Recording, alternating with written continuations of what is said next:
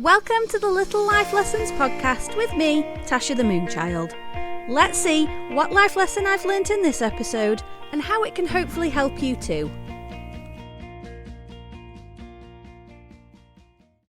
It's okay not to be okay is something that we've all heard at some point, isn't it?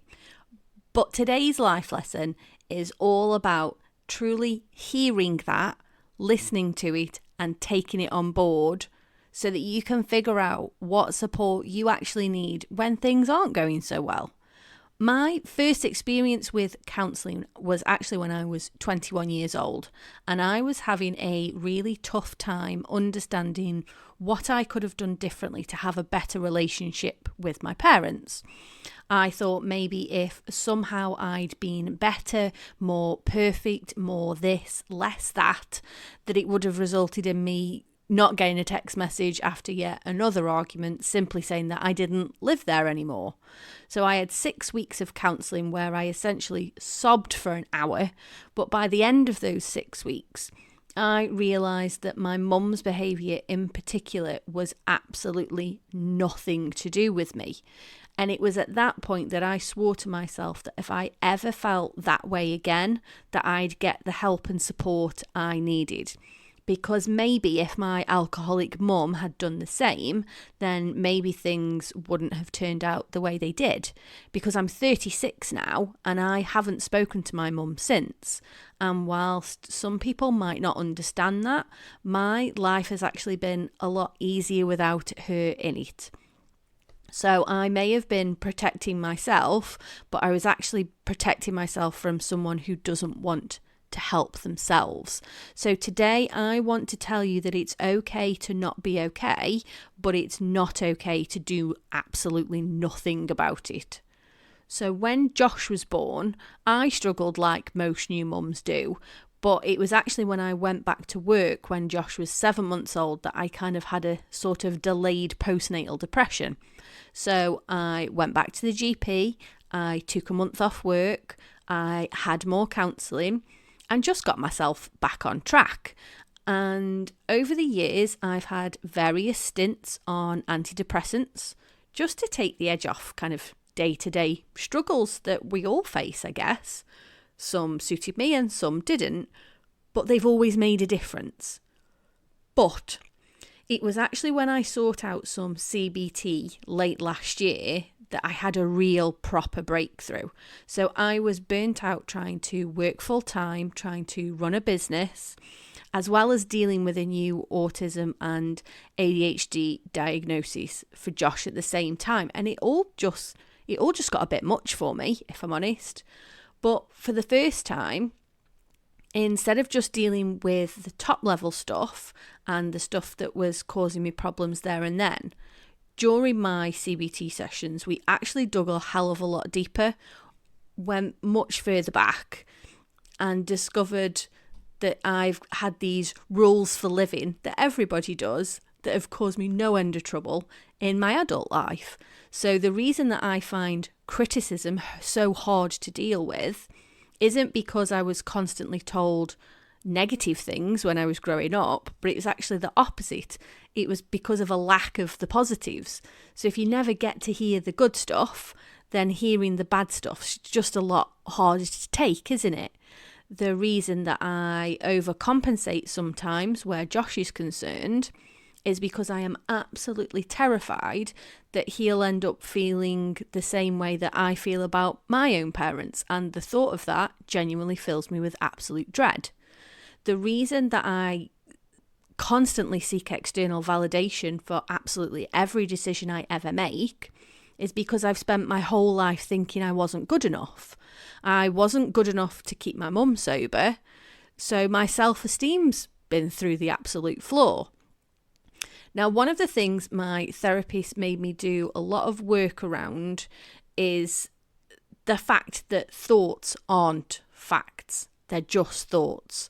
So whenever I was having a negative thought about myself, she was getting me to stop and have a think about it. There was a proper worksheet that I had to fill in to figure out whether it was a thought or whether it was a fact. So now when I do it, I do stop myself and think, right, is this just a thought I've had? Is this my inner critic coming out to play? What is this? What's causing it?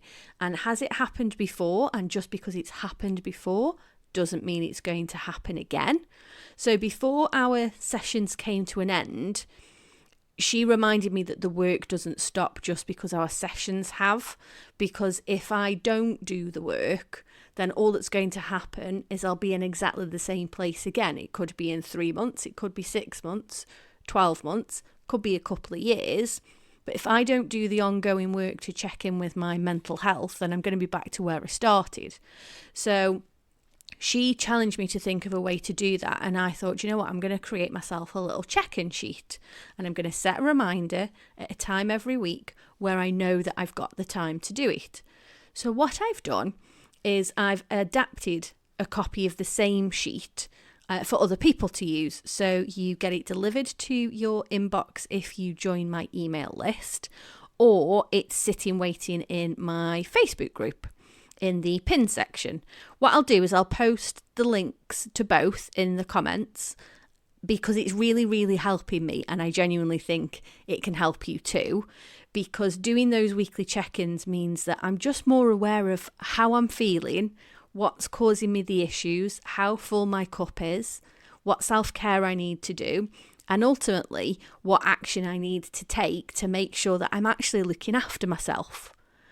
And I'm not saying that I'll never need external support again, but what I am saying is that I'll be able to spot it a lot sooner, a lot faster, and know that I can actually get some support for it. And I think that's been such a big lesson for me, that I don't need to just plough on and bury how I'm feeling. I don't have to do the whole, I'm a mum, I'm a partner, I'm a worker, and I've just got to carry on.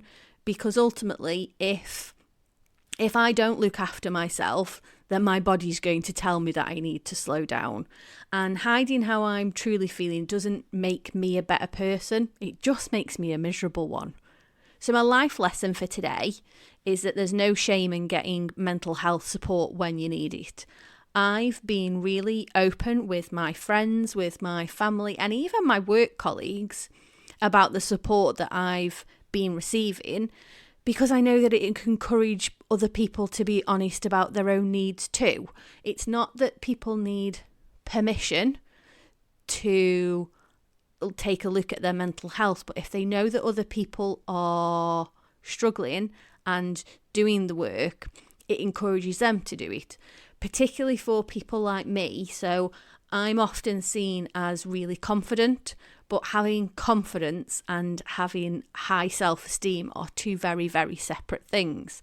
So when people know that even people like me that are really confident are struggling and getting support, it can encourage them to look into what kind of support they might need. And that's why I've chosen to talk to you about my experiences today, because if just one person listens to this and decides to get some help because of it, then I am 100% serving my purpose. So today I'm not sharing something that you can actually buy from me, although you can always check out my website if you fancy a bit of a nose. Instead, I wanted to talk to you about mind, because everything I do is designed to be about prevention rather than cure. So when you need some support, it's always good to know where you can get it from. Especially as going to your GP about mental health issues can actually be quite daunting, and for some people it can be a barrier to stopping you getting some help when you need it the most. I actually got my last round of CBT through Mind. It was still free on the NHS. All I did was call their helpline, got support that way, and they just informed my GP that I was getting the support. But they were really helpful. They listened to my problems, suggested CBT as a way to deal with them. And that was that. I can't remember exactly how long I waited for my first session, but it wasn't particularly very long. I got 12 sessions with them, and I was given the option of having them either face-to-face or via a video call.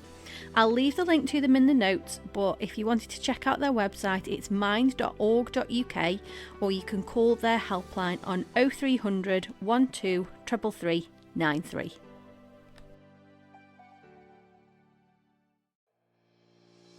Thank you for listening to another episode of Little Life Lessons with me, Tasha the Moonchild. I'd love to know what resonated for you, so please do leave me a little comment if you feel called to do so. Otherwise, don't forget to subscribe, and I'll see you next time.